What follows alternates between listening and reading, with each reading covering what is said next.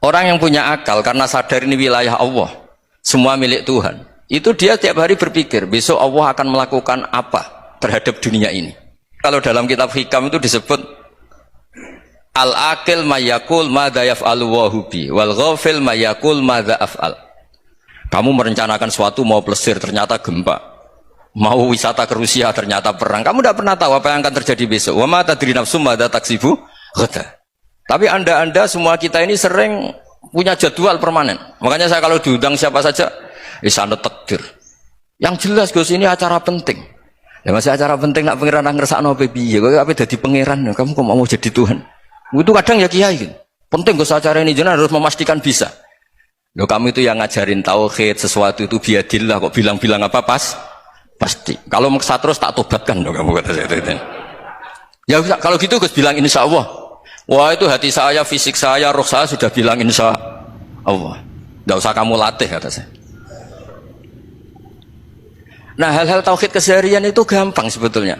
Wal ghafil yaqulu madza af'al. Tapi orang yang lupa Allah dia setiap hari bilang besok apa? Kita bisa melakukan apa? Seakan-akan dia itu aktor, dia penting, dia subjek permanen, dia. Padahal kita ini hanya objek kehendak Allah Subhanahu wa taala. Karena kita yakin sesuatu yang terjadi di alam raya ini kita tidak bisa apa-apa. Makanya saya sering ngaji, sering bilang saya, ketika anda mensifati Allah, dia yang menghidupkan, sudah itu tanamkan, sehingga ketika kita mati santai saja. Kenapa santai?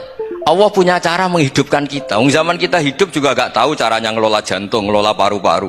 Kamu juga gak tahu ngelola oksigen yang tidak beracun, tidak mengandung polusi. Tahu-tahu hidup.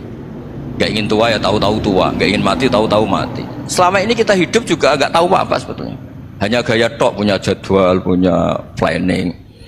Kalau kamu bisa menentukan pilihan anda, pasti anda istrinya cantik, 4 neriman semua, kona'ah semua. Nyatanya enggak kan? Ada 1 jelek, cerewet.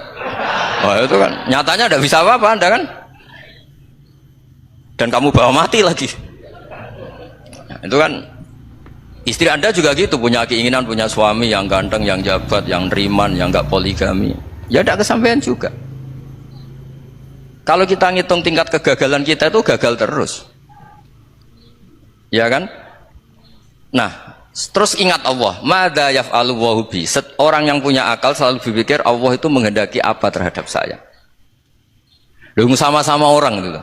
Melihat orang yang serius, itu kata anda itu pemikir berat, serius, senang punya tokoh yang merengut karena kamu anggap serius. Tapi sebagian orang anggap orang yang serius itu wong merengut, wong masam, wong muka kok ditekuk.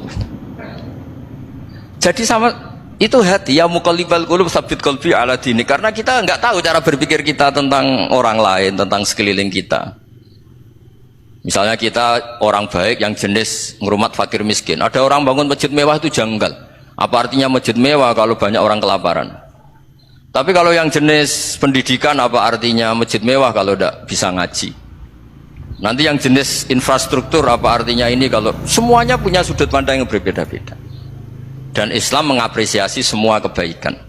Tapi katakan semua kebaikan itu adalah kehendak Allah Subhanahu wa taala. Karena apapun baik anda itu pakai fasilitas yang diberikan oleh Allah Subhanahu